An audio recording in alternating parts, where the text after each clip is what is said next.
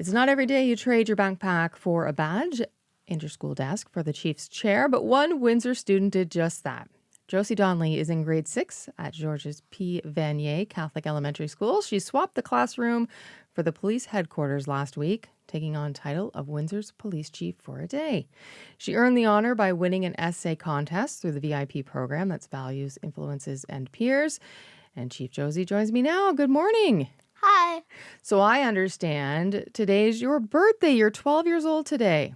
Yes, I am. How does it feel to be 12? The same as 11? Yeah, pretty much. Any big plans? Add one more number whenever I write how old I am. Okay.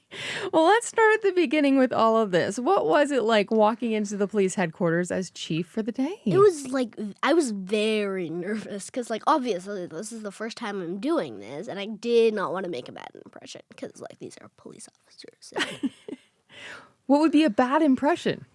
I don't know. Yeah, you just felt a little Hopefully I nervous. didn't make one, so. Yeah. Had you ever been into a police station before? No, Was it what you expected? not at all. What did you expect it to be like? Way more like, I expected everyone to be very, like, serious and official, but a lot of people were just, like, relaxing, talking, and it was very, like, chill, if that's how I would describe it. Yeah. What was the best part of being there?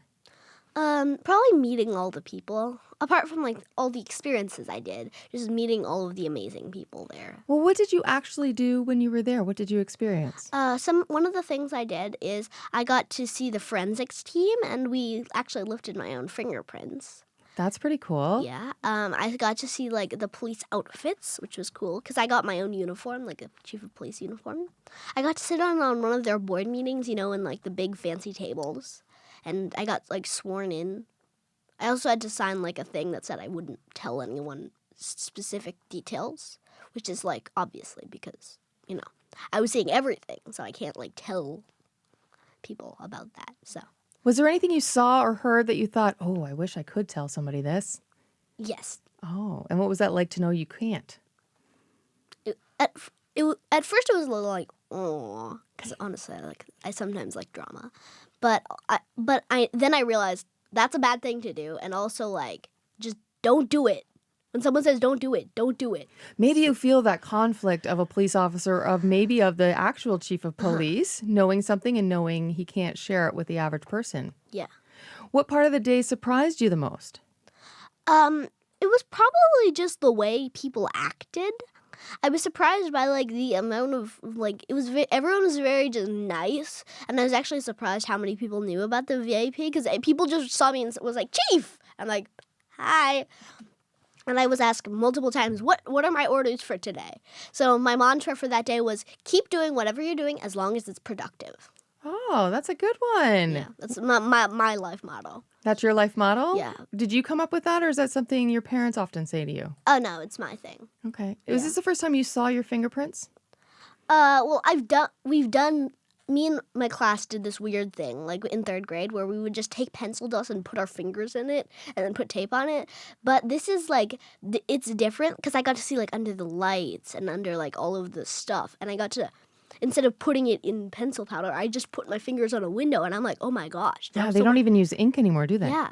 It was just digital. I got to see, like, the computer. Yeah. It was also surprising to learn that, unlike in the movies, it's not like just you press in a photo and then it matches in an instant. It can take hours and days just to match one single fingerprint. Yeah, and that surprised you. Yeah, that surprised me. I understand you also got to attend the Community Heroes Awards. What was that like? It was very exciting. I got to meet a lot of new people and meet a lot of the community heroes. And but the most anxiety-provoking thing for me was probably when they pulled me up onto the stage without telling me what I was supposed to do beforehand. So what was that like? It was like, yay, but also, oh my God, what if I mess up? What did you have to do? I basically just handed out plaques, smiled, and shook people's hands, which I can do, but I didn't know that at first. Yeah. And there was one part where the actual chief of police, Jason Blair, he was like, talking for a while, and I was looking at the people on the sides am I supposed to be standing here? And at one point my feet hurt because I just had to stand like perfect posture, smiling on a stage.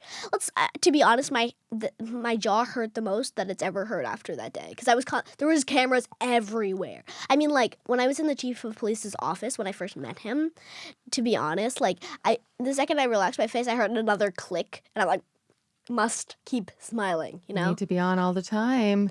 Yeah. Were there any stories that inspired you at the Community Heroes Awards? Yes, there were, definitely. Anything that stands out right now?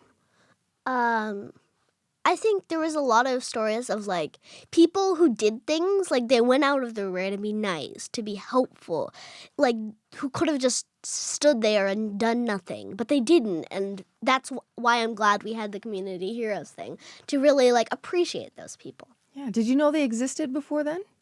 Well, I already knew there were people in the community, but I didn't know that the office of the chief of police really did that sort of thing. What did your friends make of you being chief for the day? I feel like it was kind of a split decision. Half of them were like, "Yay, Josie, let's go!" Like, because I'm very friendly. But also some of them were like, "Of course it's Josie," because I have kind of a reputation as being like the smart one and getting all of the things. And so they're like, "Of course you got it." And so that was a little like sad. But also like, whatever. Right? They didn't ride in an armored truck. Where are they now? Yeah. What did you write in your essay that rewarded you with this? Well, I'm not sure for sure because they didn't exactly tell me, like, they didn't circle all of the parts that they liked. They just told me that they liked it. But what I can say what one of the things I really highlighted in my essay that I think might have helped. I highlighted what I thought I could bring to the office of the chief of police, which was sort of a perspective or a view of what kids think, because VAPE is all about trying to educate kids on basically don't do bad things, you know? That's like the most simple way to describe it. Right. Are you thinking things like stay in school, don't do drugs? Yeah, that sort of thing. Don't drink and drive? Yes, that. But I also feel like sometimes in general, adults can kind of assume what kids want. And I feel like it can be much more helpful to actually have a kid who experiences other kids every day, who knows what they go through, who knows what they feel, the pressures, the stresses, who knows all of that, and who can take that into account when making decisions. How do you think police could do a better job bridging that gap between them and teenagers? Mm-hmm. I think sometimes they do try very hard, and I really appreciate that effort. But I think the one thing that I think would just completely make it way better would be just kind of listening to kids. Less talking and more listening to the other kids. Be like, what are you experiencing?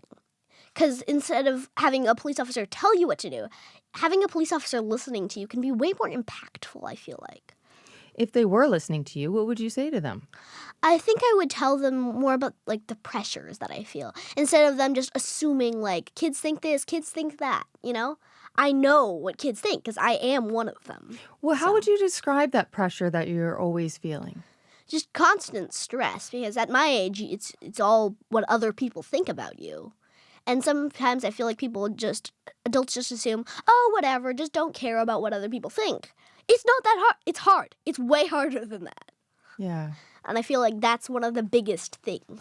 Well, even when I asked you what your friends think of you being chief for the day, you had good things to say, and then you quickly shifted to, but everyone thinks I don't deserve one more good thing. And I think one of the most important things that people need to work on is just going back like I did, but who cares?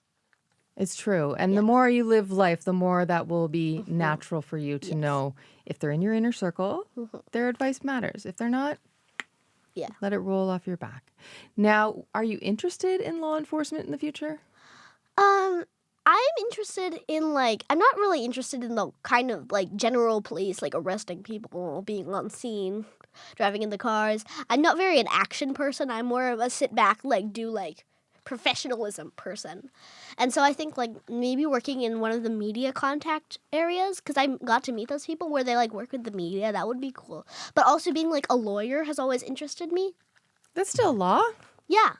So you're drawn to law in some capacity. Yes, Probably more the intellectual research side of things and less on the definitely. practical. Yeah. So I do. I actually have a weird thing about me where whenever someone makes an argument with me, even a small one, like a few days ago, I had an argument with a high schooler over whether flight or teleportation was better. And so I wrote a 5-page argument. for that discussion, Yes. did you win them over? Yes.